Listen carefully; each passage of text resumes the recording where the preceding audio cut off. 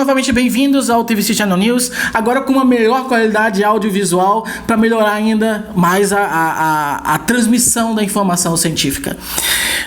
No vídeo de hoje eu tenho um grande orgulho de divulgar um artigo não só bacana, elegante, como também de um grande amigo. O Rui, tá? Na verdade, é um amigo através do canal. Nós nos conhecemos porque ele acompanhava o canal e um dia ele me convidou para participar de um evento que ele estava desenvolvendo lá em Ribeirão Preto sobre comportamento não verbal, e a gente acabou se encontrando nesse evento, conversando, nos tornamos amigos de verdade mesmo, né? Então, nos encontramos em outros congressos, neuropsicologia, enfim.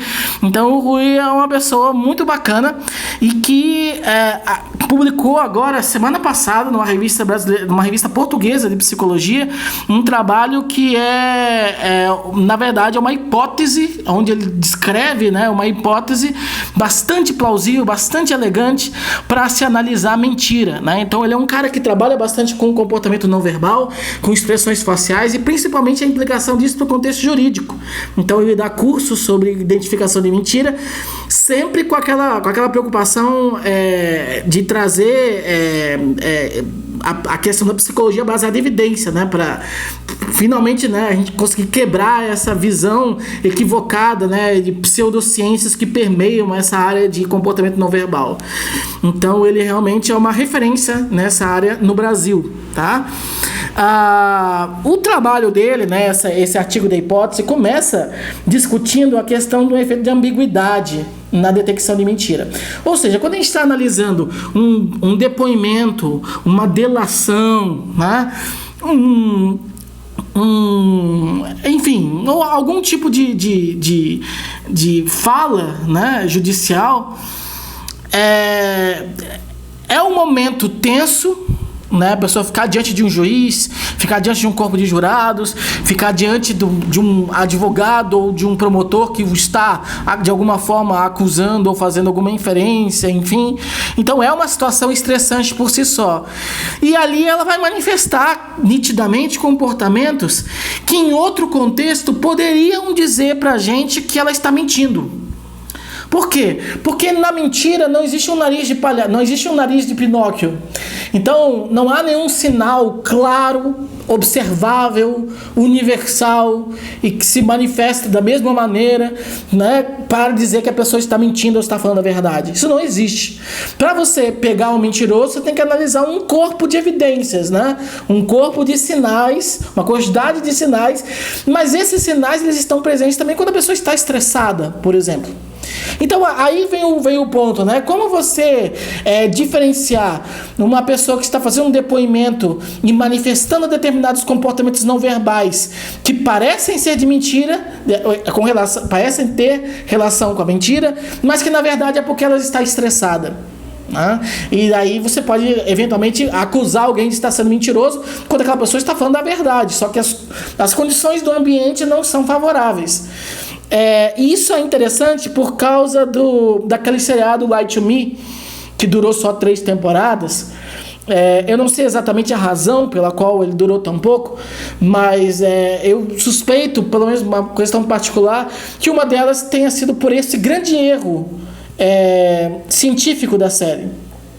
Porque o personagem Cal Lightman, né, que era o cara que identificava mentira através de expressões e tal, ele era por si só um fator ansiógeno para outra pessoa.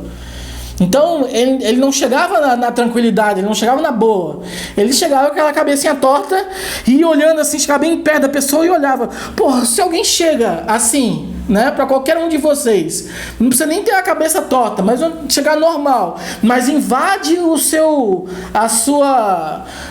campo pessoal e fica olhando, te encarando, é natural que você vai ficar meio cabreiro, né? Mas você está cabreiro em resposta ao sem noção, né? E não porque você está com medo que ele descubra que você está mentindo, entendeu? Então o seriado, assim, se fosse de verdade, ele na verdade ia cometer vários erros de interpretação. A análise dele é totalmente enviesada, se não fosse feito, né, com roteiro e tal, né? Porque ele, na verdade, não consegue discriminar a mentira da verdade, porque ele é um fator ansiógeno. A pessoa sob ansiedade vai manifestar comportamentos que são semelhantes ao da mentira. Então como é que você faz essa diferenciação? Não tem como, a não ser que ele lê esse pensamento da pessoa, mas não é uma série sobrenatural. Então esse pra minha opinião, era um dos grandes erros da série, né? E enfim, acontece. É mais ou menos o que ocorre no final da peça Otelo, né, o Moro de Veneza, do William Shakespeare. O Otelo, motivado por uma intriga, acusa sua esposa Desdémona de tê-lo traído. E quando ele faz a acusação, ela tem uma reação de surpresa, de susto, né? E ele interpreta aquela surpresa de susto como um sinal de que, porra, fui pega, né? Mas não, é uma surpresa porque ela não esperava que ele fosse falar aquilo. E ele então mata ela, tá? Por ciúme. Então, na verdade, né, quando você vai conhecer a história, você vê que a Desdémona não o traiu, ela era inocente. Aquela resposta emocional que ela teve foi em resposta à fala dele, à acusação dele, e não à verdade que ela estava, né? Então, essa diferenciação entre a verdade e a mentira sempre foi uma coisa muito sutil e muito relevante, porque ali realmente você está lidando com acusações de pessoas, então você tem que saber separar o joio do trigo. Aí o Rui vem com a questão da matemática, né? Então ele tem alguns vídeos de pessoas mentindo e pessoas contando a verdade, a mesma pessoa, e ele mostra, né, nos cursos e tal, a diferença de comportamento que existe. Então, a mesma pessoa contando a verdade, contando a mentira, na verdade, ela manifesta um monte de comportamentos de excitação autonômica, como piscar os olhos, ou então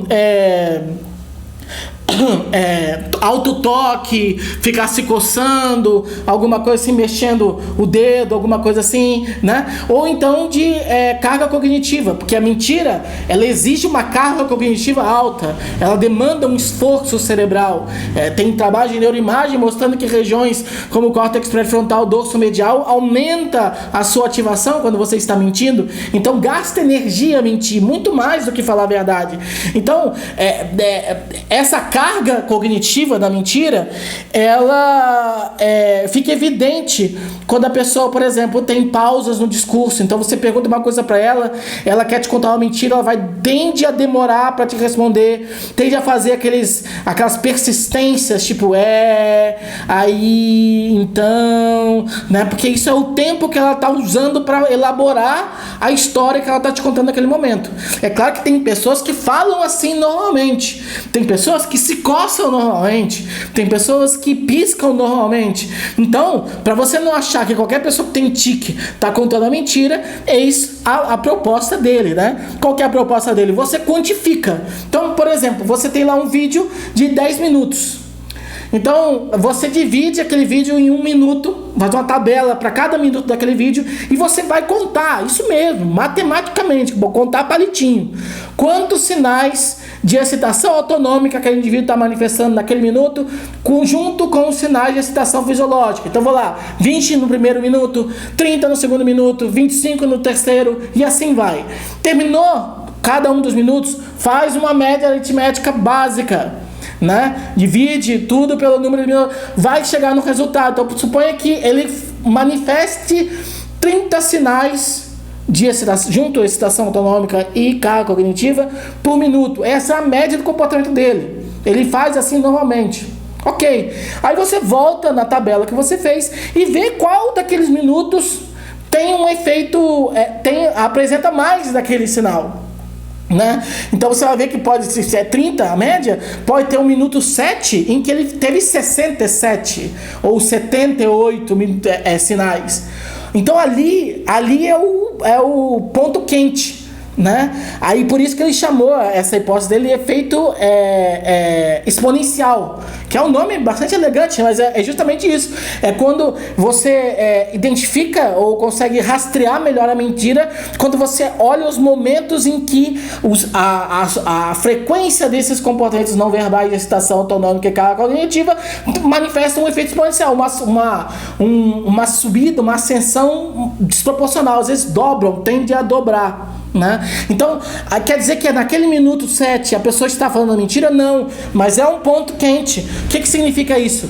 É um momento em que vale a pena você voltar no vídeo e reanalisar o que ela está colocando. Aí você usa outras ferramentas, como por exemplo a análise de expressões faciais do Paul Ekman, vendo microexpressões, vendo incongruência emocional e uma série de coisas, para realmente naquele minuto verificar, porque ali vale a pena sondar. Há algo interessante ali. Pode ser que não exista nada, mas é uma grande possibilidade de que ali é o ponto em que ele está falando alguma não verdade. Ok? Então esse é o mais interessante dessa perspectiva, porque a pessoa é controle dela mesma.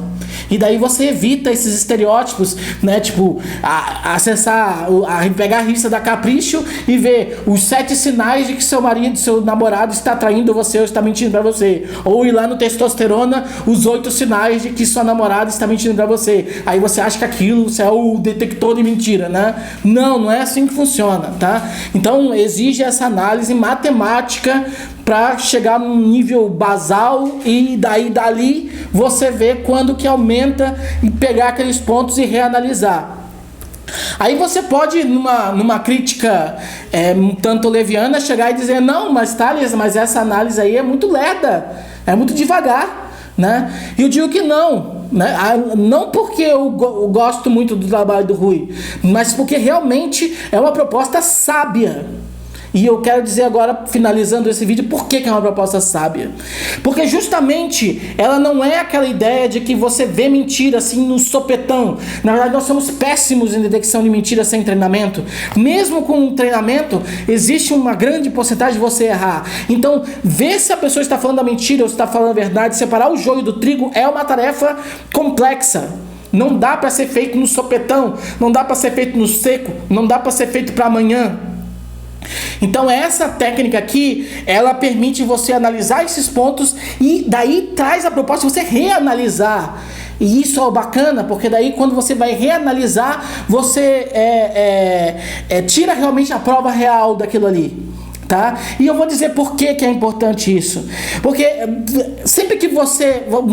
Talvez alguns de vocês tenham sido acusados de mentirosos em algum momento. Não é uma situação agradável. Por que não é uma situação agradável? Então vamos falar um pouco de psicologia evolucionista para terminar esse vídeo aqui. Hoje em dia não tem mais muita importância a sua reputação para a sua sobrevivência em si. Você pode ir no supermercado, comprar a sua comida, comprar a sua água, comprar o seu papel higiênico, voltar para sua casa e o dono do supermercado não precisa saber quem é você, o caixa do supermercado não precisa saber quem é você e você volta para casa abastecido por um bom tempo. Só que nem sempre houve supermercado. Nossa evolução enquanto espécie, vivíamos em grupo de 150 pessoas onde todo mundo conhecia todo mundo. E o abastecimento, né, ocorria através de trocas. Então você trocava alguma coisa por alguém por outra coisa. E para você trocar, você tinha que ter uma boa reputação, porque a pessoa tinha que confiar em você. Né? Ela tinha que saber que ela ia te dar aquela quantidade de arroz e você ia retribuir com uma quantidade de feijão, porque senão ela estava em desvantagem. Então, quando você tinha uma reputação manchada por sendo mentiroso, as pessoas não tratavam com você. Pelo fato das pessoas não tratarem com você, a chance de você cair em ostracismo é muito grande, em isolamento social. E o que acontece quando alguém caía no ostracismo, no isolamento social, nessa sociedade em que éramos realmente codependentes, né? Ou de duas uma, ou você ia ter uma vida desgraçada, ou você ia morrer. Então, ser pego na mentira desencadeia até hoje, por uma questão do princípio da savana, em nós uma reação visceral, atávica, de ser uma coisa realmente muito ruim. Então, quando você acusa alguém de mentiroso, essa pessoa, ela ela produz uma reação ou de vergonha profunda ou de raiva. Ela pode realmente avançar em você. Então, tem que ter muito cuidado antes de fazer isso. Tem que ter muito cuidado antes de fazer isso. Por isso que é importante não fazer nas coxas. Não pegar eu sei aqui e tal, você mexeu o ombro, então quando você mexe o ombro, você tá velando. Não!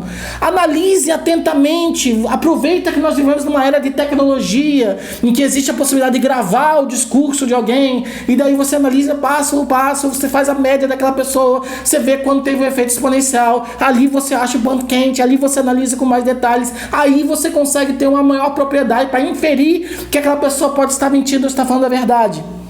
Ok? Você tem mais argumentos, você tem mais sustentação para aquela sua acusação, né? Então pensem muito bem antes de colocar um dedo na cara da pessoa e acusar a pessoa de mentirosa, porque isso vai despertar uma reação forte naquele indivíduo, depende do traço de personalidade dele, ou uma reação mais de depressão, tristeza, ou de agressividade. Então tome cuidado com esse aspecto, ok? Então era isso, essa ideia realmente é muito bacana, é muito eficiente, é o que a gente está precisando, né? Principalmente num contexto jurídico que tem tão pouca ciência aplicada lá. Então utilizar realmente esse método para saber quando a pessoa está acusando uma outra de verdade ou de mentira é realmente um divisor de águas. Então parabéns pro Rui, tomara que essa hipótese dele seja testada experimentalmente em breve para dar mais consistência, para isso enfim se tornar um modelo mesmo e ser uma coisa fodona, porque é realmente muito bacana isso aqui. Por fim, eu quero divulgar para vocês a página do Instituto Lumina, que presta serviços de cursos online e presenciais na área de neurociência e saúde mental. O Instituto Lumina é o apoiador oficial agora do TVC Channel News. Então a página deles do Facebook vai estar aqui na descrição. Vocês acessem lá, curtam. Daqui a pouco inclusive vai ter um curso meu online bem bacana. Então acessem, né, a página do Instituto Lumina, vai estar aqui na barra de descrição.